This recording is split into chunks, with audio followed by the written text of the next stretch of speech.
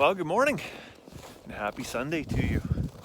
Yesterday we did a little bit of shoveling some compost over by the shop over here. I'm just going to show you how busy chickens can help you with the chores, so to speak.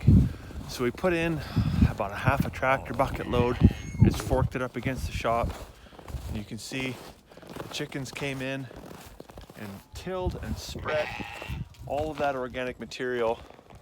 So it's nice and level. I don't have to do any landscaping work whatsoever. They just did it all for us. So thank you, chickens. I guess you deserve your breakfast today. It's a little bit smoky out here today. Our neighbors did some land clearing and they're burning some brush piles. I got me thinking about biochar. So we have a wooded area that runs down the center of our property line down there. And it's heavily overgrown. There's a lot of deadfall in there.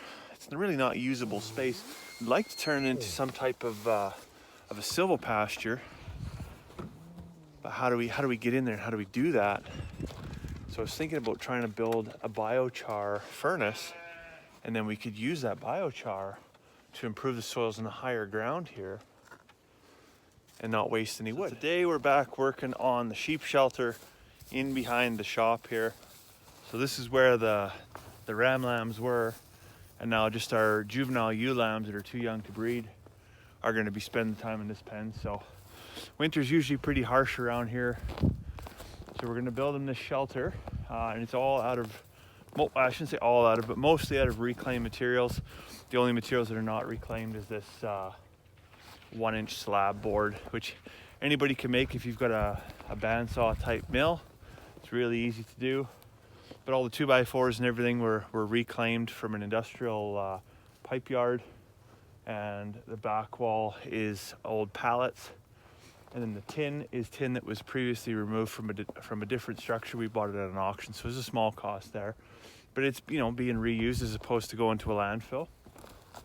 So I gotta dig some of that tin out right now, put the first sheet on. I gotta notch it out around this post, and then probably lay, I think we're gonna do 4 sheets of tin, and then that'll be it for this structure. We'll just throw a few forkfuls of hay in there, and the sheep will be nice and cozy. Oh, there you go. She's all done. I'm gonna do a bit of an adjustment here. You can see with the roof line, I didn't quite have enough tin. I didn't want to make a 4th one, and the wife gave me a pretty hard time about that, not measuring. But anyways, it's done. Behold, the Baa-Hal. See what I did there? So Carter from Alberta Off-Grid and Homestead sent me a message this morning asking what we did to prevent mice getting into our grain stores. So we keep it all in the shop, and that's what I told us. So we just keep it in the shop.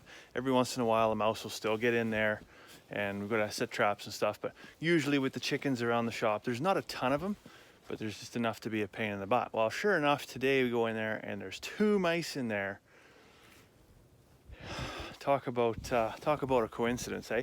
Anyways, he sent me some pictures of some old fridges and freezers and stuff that he's using to store grain in, and I'd be really interested to know, what are you doing on your homestead to store grain and keep it mouse free? The other thing I'd be interested in, so we're buying grain in totes, like an 1,800 pound tote. I'm just really wondering, like, what size of freezer would you even need to keep that much grain? I'm thinking like something like your grandparents would have, you know,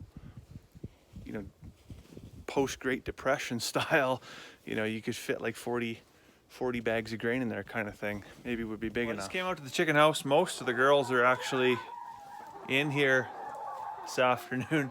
It's kind of a miserable day outside. It's been snowing most of the day with the wind coming out of the northeast. It's been a really like cold, just high humidity, very chilly, just like need a hot chocolate kind of day.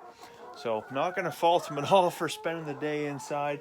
Well, it's got to be getting close to supper time, so I'm going to head inside and get me some spaghetti bolognese. Hope you have a fantastic evening. We'll see you tomorrow.